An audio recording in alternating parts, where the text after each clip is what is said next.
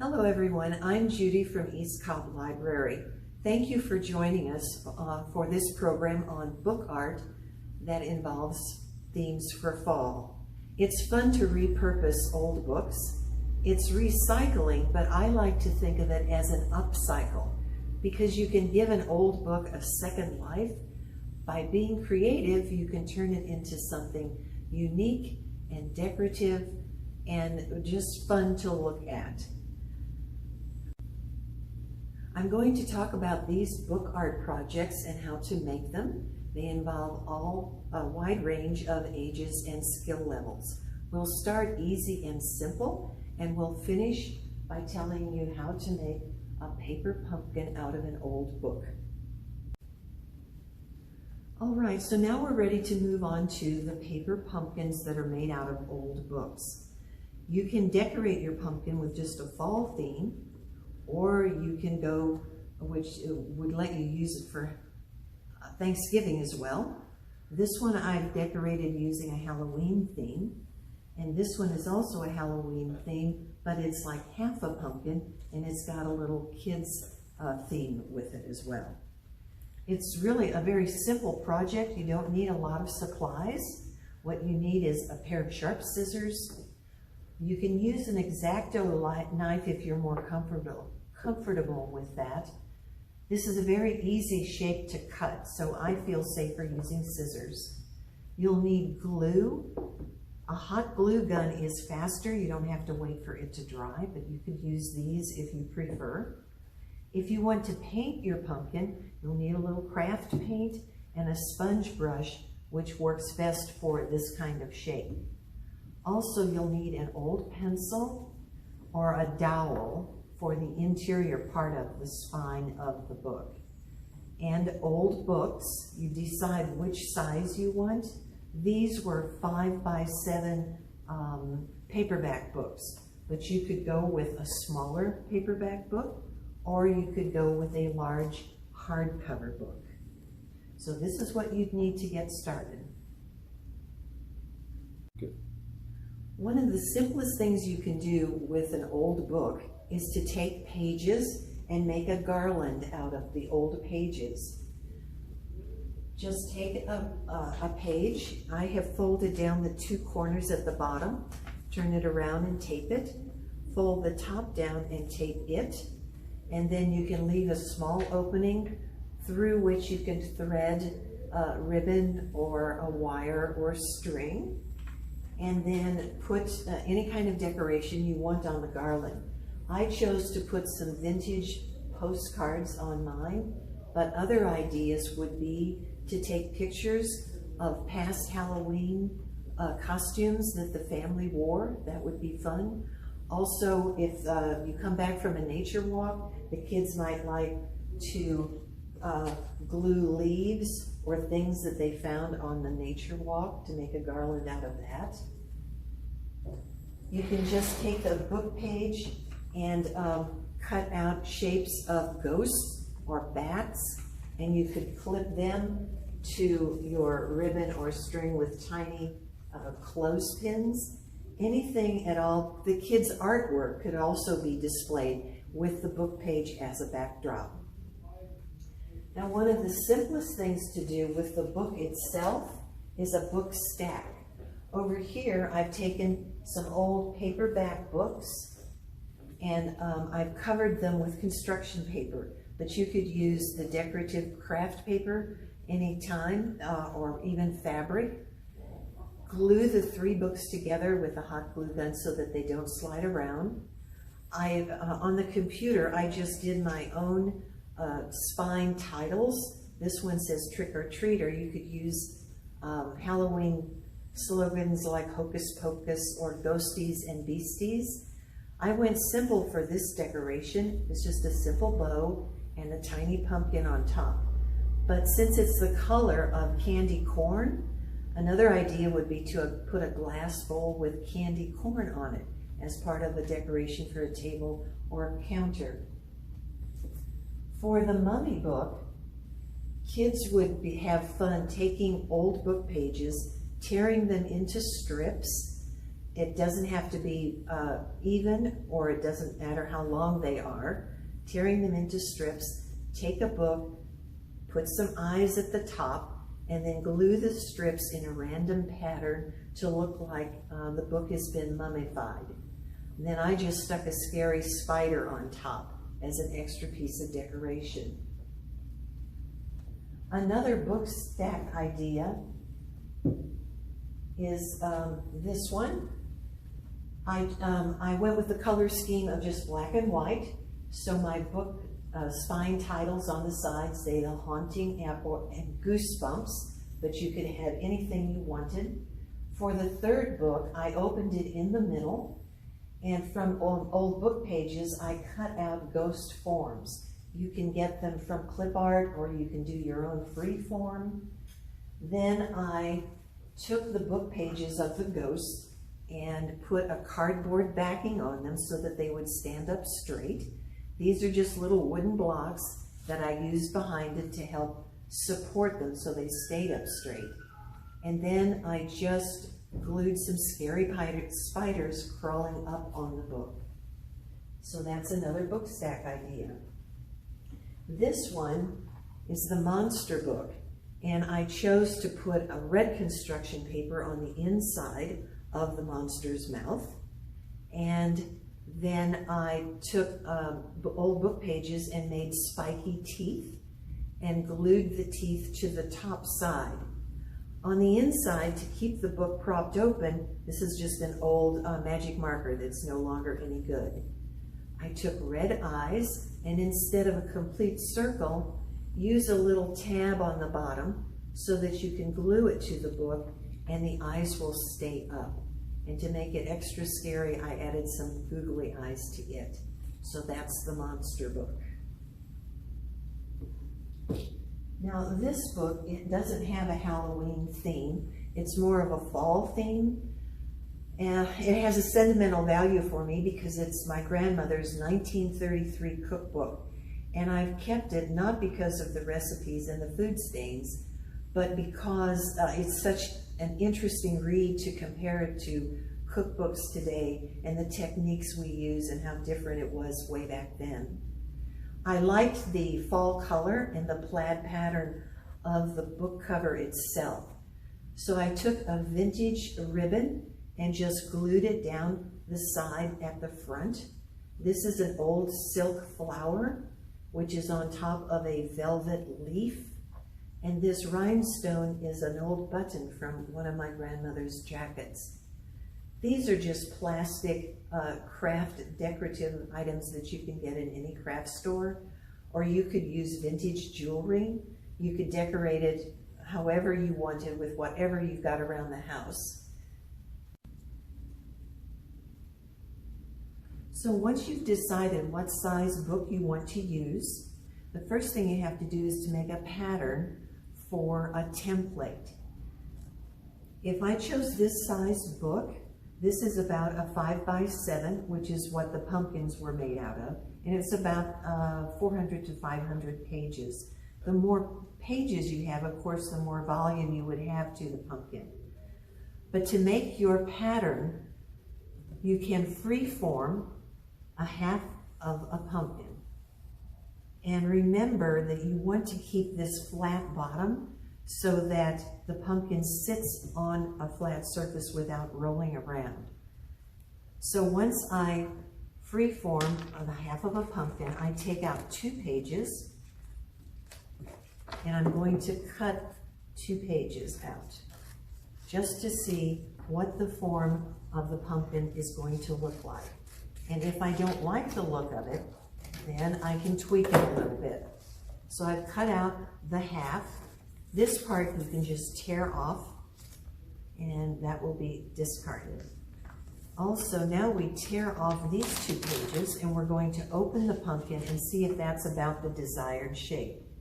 Now this one looks a little wide to me, but you may like that. It's really up to you.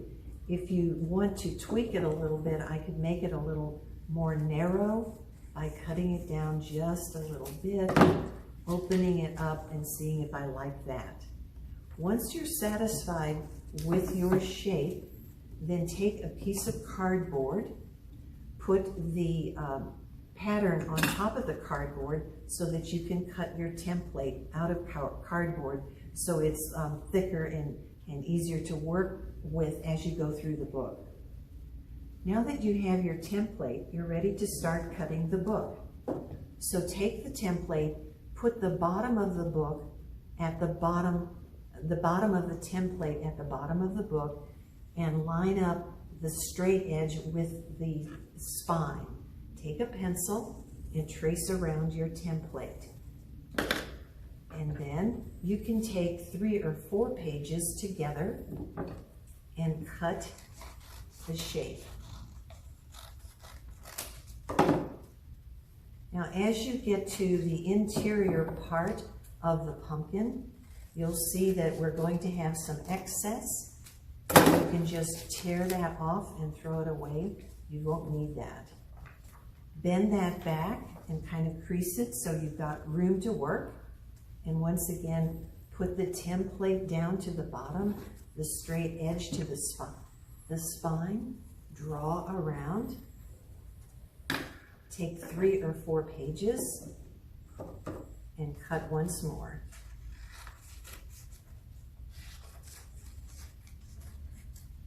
And you just keep going through the book like that until you've gone through the book. Now, as you work through the book, it's going to get thick. So that's what the binder clips are for. You can use them to keep these out of your way. And remember, if you just keep pressing down at the spine, that gives you more room to put your template in, to draw, and to cut. Once you've cut all of the book, it's going to look something like this. And you can kind of fan the book out because maybe the pages have stuck together because you have been pressing them as you work through the book. Now's the time to paint if you want to paint it. So you'll take a little bit of paint, spread it out, and take the sponge brush and just dab the edges in a random pattern if you like, or you can make it solid. It's up to you. Just a word of caution, if you make it too thick, sometimes the pages will stick together and you have to work to really fan it out. If they stick together though, just take your finger and run it around this outside to break them apart. You can also take some random pages and dab paint on the inside of the edges here, because it's kind of interesting as this pumpkin is fanned out and on the table, you can see some interior color if you want to do that. Once you've painted your pumpkin, now you're ready to make it whole. So take it and divide it in half. And on the back side where you see the spine is about even now, run some glue right down the middle and put the pencil in and hold it until it's in place. If you're using real glue, of course, you'll have to wait until it dries. Once that's in place, take more glue and run it along the inside edge on this side of the spine and on the inside edge of this side of the spine and on the dowel or the pencil itself. Then fold the book over. So now we're going to have a nice round base on the inside to keep the pumpkin round. Once again, you can use a rubber band or the dowel clips to hold it, or if you're using a hot glue gun, you can just press it until you're ready and think that it's set. When it's ready, you can open up the book, and if these few pages in the back don't quite stick together, you can take some glue and just glue 2 or 3 of these together so that they stay together closed. So once you have your full pumpkin, once again, work to fan it out. And now the fun part starts because you can decorate it. And you can decorate it in any way that you want. You can be as creative as you feel you need to be. This particular pumpkin, I took an old twig and I just glued that on the inside to make a stem. I just put a leaf here and a small piece of ribbon. But you can get bigger bows. You can, anything that you have around the house, you can use to decorate your pumpkin. You can glue jewels, or you can glue black butterflies or bats or leaves or anything all around it just to make it the way you want it to. This particular pumpkin, I chose to do a real feathery kind of pom-pom, and I stuck a little spider on top. For Halloween, there's all kinds of things you can use. So this particular pumpkin book is half a pumpkin. Instead of using the whole book, just used a half of it. And I took the cover that I had torn off from the old book and had the child pick out some pictures that they wanted to save.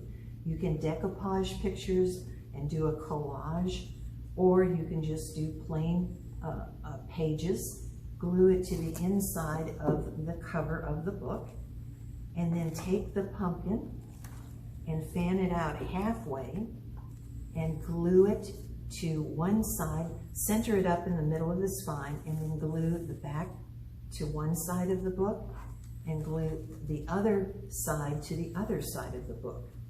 Once again, you can decorate it any way you want to with ribbons or bows. I just chose another twig for the stem, and I just made this little sign that said, "Welcome, Great Pumpkin." So that was making an old book that we were going to throw away a memento of a well-read book. Now this one involves folded book art, so it's a little more difficult. Once again, choose an old book, any size you like, tear off the covers, and it involves 3 folds. Starting at the top of the book, take the corner and move it to the spine, and then crease it with your hand. Take the other edge right here, and once again pull it to the spine, crease it down. Now you're going to have a little tail down here at the bottom. Take that and crease it along the edge of the book so you know how much to fold right under there. So now you've made your first fold. Push this over and continue through the book the same way. Once again, I'm going to fold down this corner. I'm going to take this edge, go right to the spine, crease that, go to the bottom of the book, make a little mark with my finger so I know how to take that tail and tuck it up in there. And you just keep going through the book like that. I'll do one more. Once again, right to the spine. Crease the tail so that you can tuck it under. And once again, remember, as you work through the book, these pages are going to get thick, so you can use clothespins or binder clips to keep them out of your way. So when you're finished with the book, it's going to look like this. And now you're ready to decorate. I just used some fabric for the ruffle, but you could use crepe paper or old lace or anything you want to. And then I had fun just putting on paper flowers, a ribbon, a pumpkin, and a little tassel at the top. Then you can take a plate and make a round circle so that you've got a nice border to set it on. So this is a festive Halloween hat made out of folded book art. So those are all fun book art projects for you to try. Go out, rescue some old books, use your imagination, be creative, and have fun. Bye now.